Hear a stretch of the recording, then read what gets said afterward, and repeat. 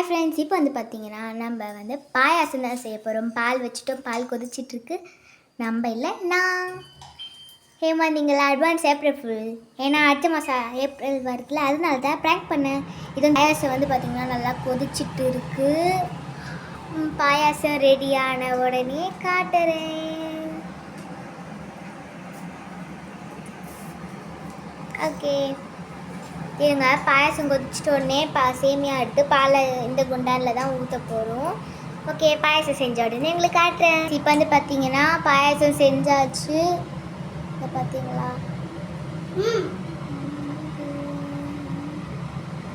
இப்போ வந்து பார்த்தீங்கன்னா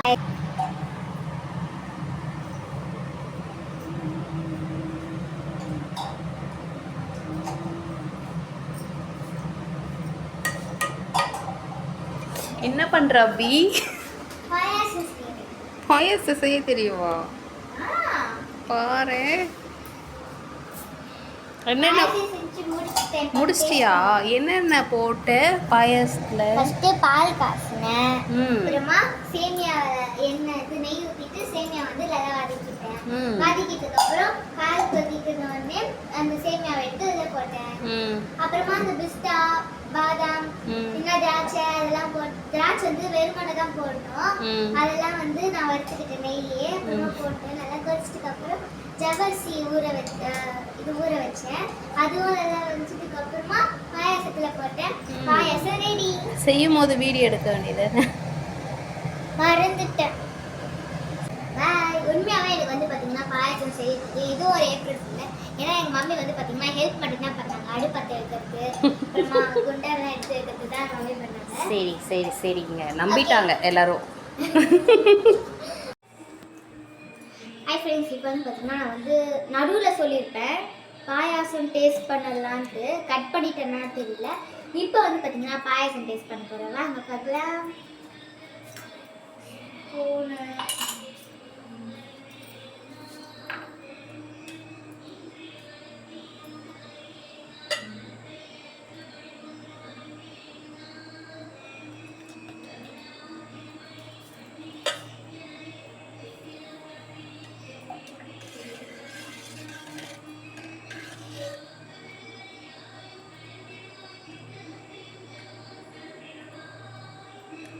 அண்ட் நீங்கள் நம்பினாலும் பரவாயில்ல, ஏன்னா நான் பாதி வரைக்கும் வந்து பார்த்திங்கன்னா பாயாசத்தில் நான் தான் பண்ணேன்.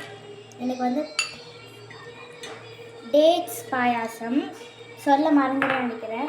ஏன்னா நான் நடுவில் வந்து டேட்ஸ் போட்டால் எப்படி இருக்கும்னு பார்க்கலான்றதுனால இது பார்த்திங்கன்னா டேட்ஸ் வந்துச்சு. Dates, wow what is beautiful.